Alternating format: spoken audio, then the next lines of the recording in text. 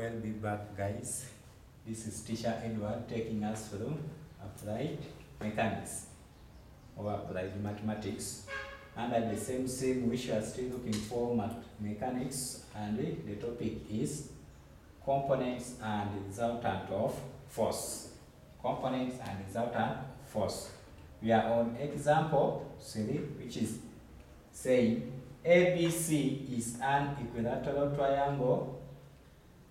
ABC is an equilateral triangle. Then forces of 12 Newton, 10 Newton, and 10 Newton acts along AB, BC, and CA respectively. Then the direction of the forces being indicated by the order of the letters, the direction of the forces is being indicated by the order of the letters. Find the magnitude and the direction of the resultant force.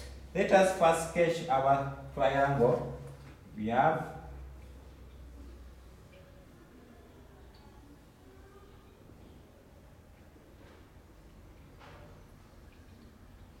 this is our triangle. Make sure I use a straight line.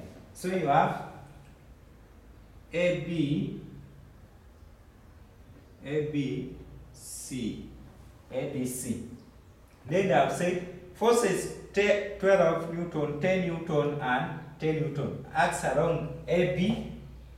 AB here there is 10, 12 Newton, and then 10 BC, which is 10, and then what do we need next? It is another 10 along the CA, which is 10 Newton, 10 Newton, 10 Newton.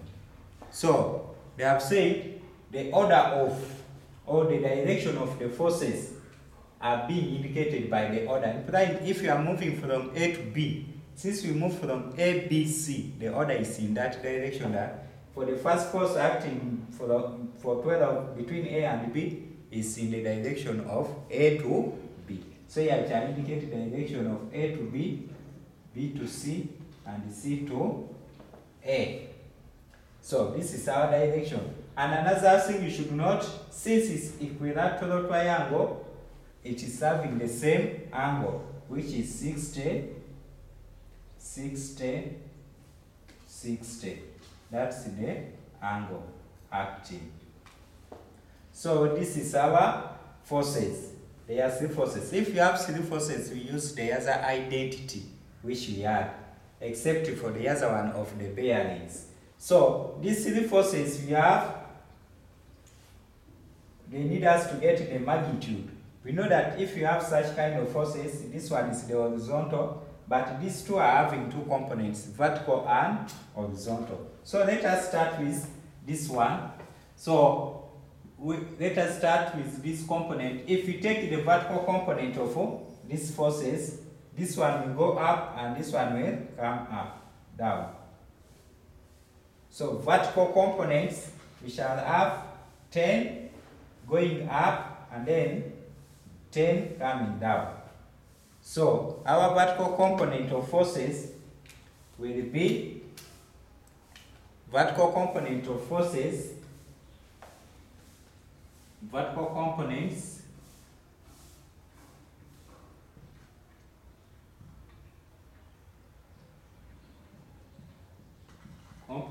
of forces, which I get, this one is not having a vertical component, this force of 12 Newton. We are only having these 2 forces which is acting in this direction. This is the point. This one is going downward and this one is going upward. So the vertical component will be here, which is 10. Let this one be force 1 and this one be force 2. The vertical component will be force 1 sine the angle which is here star, even here there is theta. This angle is here. So our angle is here. This is the angle theta. So if it is to make 60, even here it will be 60. Even this one will be 60.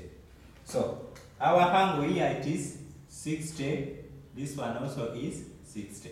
So it will be F1 sine of 60, and then even this one will be F2 sine of 60. But since they are moving in different directions, this one will move upwards and then this one will go downwards. So the overall vertical component will be this F1 sine of 60 minus F2 sine of 60. So that will be the overall component.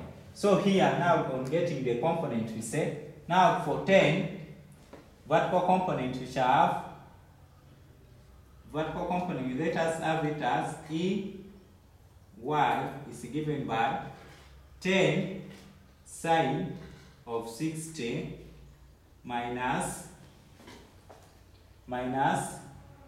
10 sine of 60. For this one is moving up and then we subtract for this one moving down. So after that one we shall have the vertical component as this one. If you see this one is the same as this one, so our vertical component it will become 0. So we shall have 0 Newton, or we shall have 0 magnitude of vertical component.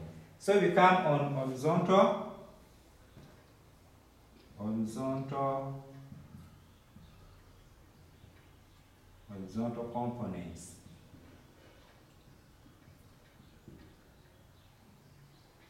Horizontal components.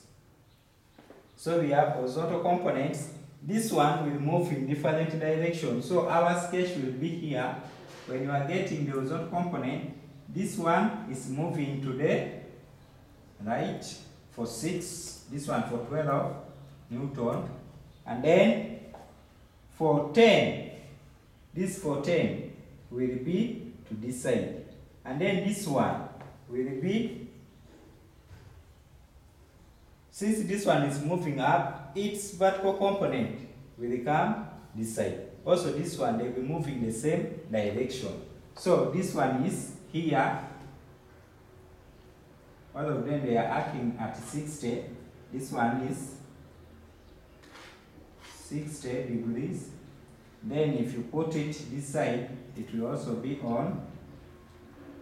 This one is acting upward, this one is going downward. This one will come here, downward, acting at also 60 degrees. This one is force. This one is moving upward, it become 10 degrees.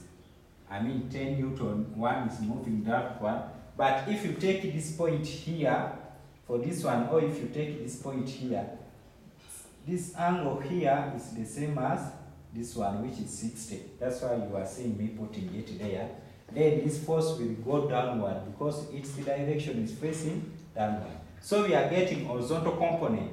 Now horizontal component, we shall get this 10 cos, since this one also is 60. From here, even this one is 60, even this one is 60. So we shall have 12. Our vertical component, which is f of x, equals to 12. 12 is not having any angle because it's on horizontal. Why do we put angles? Because we are trying to bring this one to the horizontal. And we said when we are bringing it to the horizontal or to x-axis, we use cos. So this one will be 12 minus.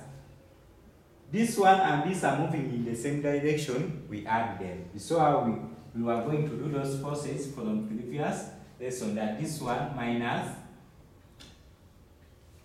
this one and this are in the same direction. Why are we subtracting? We are going to get the total minus this one. Or we can first do one at a time not to confuse you. So for x and x, for 10 Newton, horizontal component,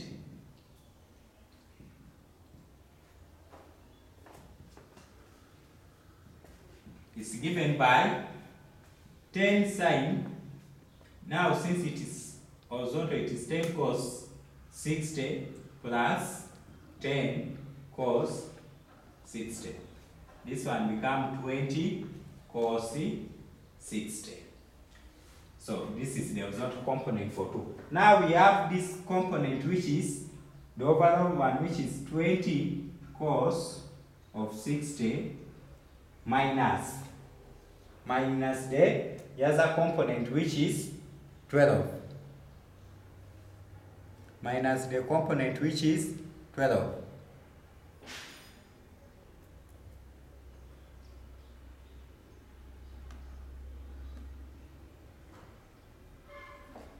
That is 10 cos 60 minus the component which is 12. So, the overall horizontal component fx is given by this one, which is 12 minus 20 cos of 60. This 20 cos of 60 is the same as, if you get cos of 60, it's a half. So it will be 20 times a half. So which is 12 minus 10. This one equals to 2 Newton. Then the horizontal component is 2 Newton. They told us to find the magnitude and the direction.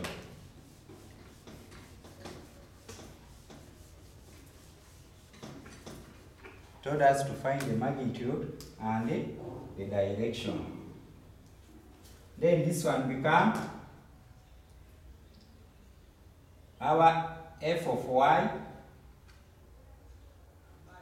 Our f of y is upward, and this one is f of x going this side. This one is f of y.